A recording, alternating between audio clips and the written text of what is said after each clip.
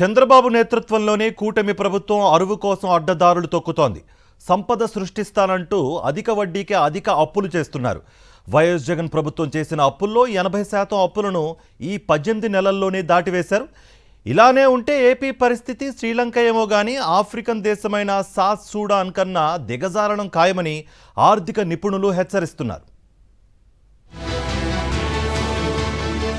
చంద్రబాబు సర్కార్ రాజ్యాంగ నిబంధనలను ఉల్లంఘించి ఎఫ్ఆర్బిఎం నిబంధనలకు విరుద్ధంగా వివిధ కార్పొరేషన్ల ద్వారా భారీగా అప్పులు చేస్తోంది.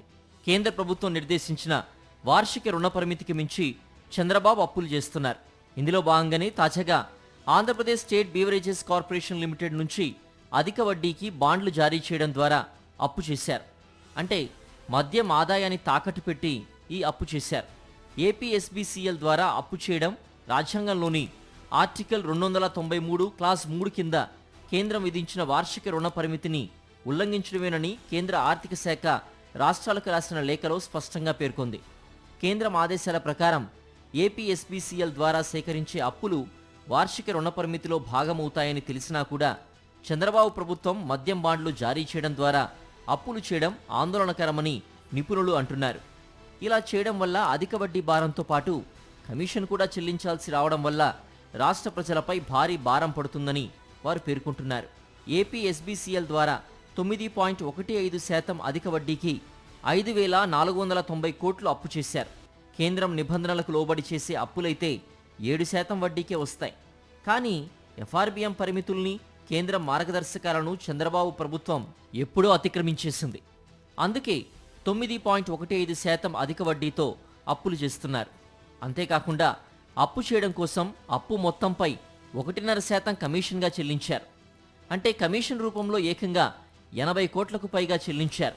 6 నుంచి 7% రుణం దొరికే అవకాశం ఉన్న 9.15% తీసుకున్నారు.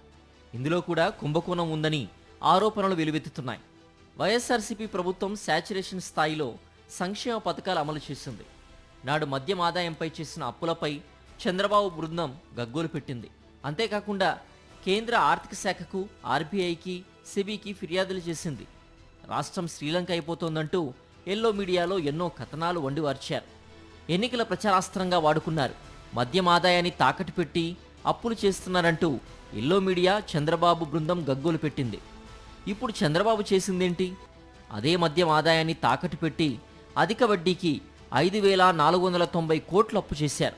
ఆ ఆదాయం తగ్గకుండా ఉండడం కోసమే ఊరు వాడ బెల్ట్ షాపులు, పర్మిట్ రూమ్లతో జనాన్ని మద్యం మత్తులో ముంచేస్తున్నారు. 2019 నుంచి 2024 మధ్య వైఎస్ జగన్ ప్రభుత్వం చేసిన అప్పుల్లో 80% అప్పుల్ని ఈ 18 నెలల్లోనే చేసేశారు.